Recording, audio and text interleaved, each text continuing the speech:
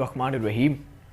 اس خالق کائنات کے شکر گزار ہیں کہ جس نے اپنی رحمت کا سایہ ہم سے نہیں اٹھایا، اپنی رحمت کے دروازے ہمیشہ اپنے بندے کے لیے کھول کے رکھے ہوئے ہیں، اور اللہ تعالیٰ نے ہمیں یہ بہترین ماہ مبارک رمضان میں موقع دیا کہ ہم اپنے گناہوں کی بخشش طلب کر سکیں۔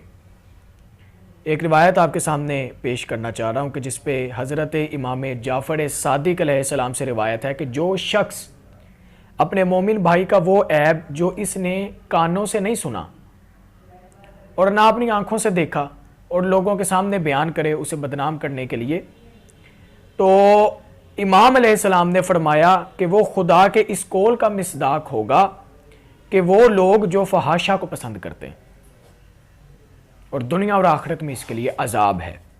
پھر امام جعفر صادق علیہ السلام نے فرمایا کہ غیبت یہ ہے، غیبت اور تہمت کے بارے میں امام علیہ السلام نے فرمایا کہ غیبت مومن بھائی کا وہ عیب بیان کیا جائے کہ جس کو اللہ نے پوشیدہ کیا ہوا ہے، جس کو اللہ نے چھپا کے رکھا ہوا، اور بہتان اور تہمت وہ ہے کہ جو عیب مومن بھائی میں نہیں پایا جاتا لیکن اس کو الزام لگا کے، بہتان لگا کے، تہمت لگا کے اسے بتانا، اسے تہمت کہتے ہیں۔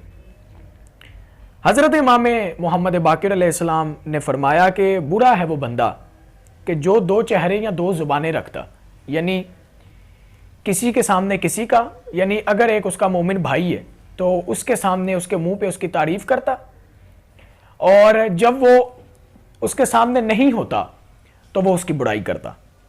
یہ دو چہرے رکھنے والا انسان ہے، دو زبانیں رکھنے والا انسان ہے۔ دیکھیں عزیزان محترم کہ بہتان اور تہمت کسی پر نہیں لگانی چاہیے۔ جب انسان نے اپنی آنکھوں سے نہیں دیکھا، اپنے کانوں سے نہیں سنا، انسان الزامات لگا دیتا۔ آج کے دور میں تو بہت یہ چیز عروج پر ہے کہ ہم بلا سوچے سمجھے کسی پر الزام لگا دیتے ہیں، تہمت لگا دیتے ہیں،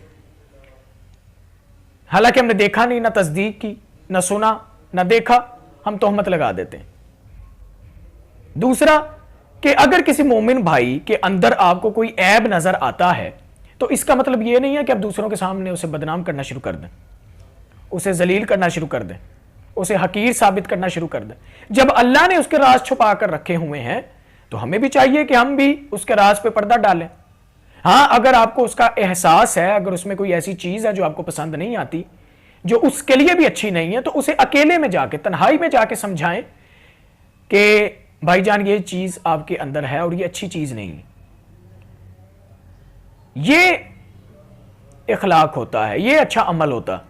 لیکن اسے سب کے سامنے ذلیل کرنا شروع کر دینا، لوگوں کو بتانا شروع کر دینا، یہ اس کی اصلاح نہیں ہوتی۔ اسے ذلیل کرنے کی صورت یہ ہوتی ہے۔ اور جب انسان کسی کے راز لوگوں کے سامنے، کسی کا عیب، کسی کی خامی کسی کے سامنے بیان کرتا ہے تو اللہ تعالیٰ بھی اس کے راز سے جو ہے وہ پردہ اٹھا دیتا۔ اس لیے انسان کو دوسروں پہ تہمت لگانے سے پہلے، الزام لگانے سے پہلے، لوگوں کی کمیاں لوگوں کو بتانے سے پہلے اپنے گریبان میں جھانک کر دیکھنا چاہیے کہ انسان خود کس معیار کا مالک ہے، کس لیول پہ انسان خود موجود ہے۔ پہلے انسان اگر اپنے گریبان میں جھانک کے دیکھ لینا تو پھر وہ کبھی بھی دوسروں پہ الزام نہ لگائے، کبھی بھی دوسروں کے عیب تلاش نہ کرے۔ اس کے اپنے اندر ہی اتنے عیب ہوں گے کہ وہ خود پشیمان ہو جائے گا۔ دعا ہے اللہ تعالیٰ ہمیں تہمت جیسی بیماری سے بچنے کی توفیق عطا فرمائے۔ اللہم صلی علی محمد۔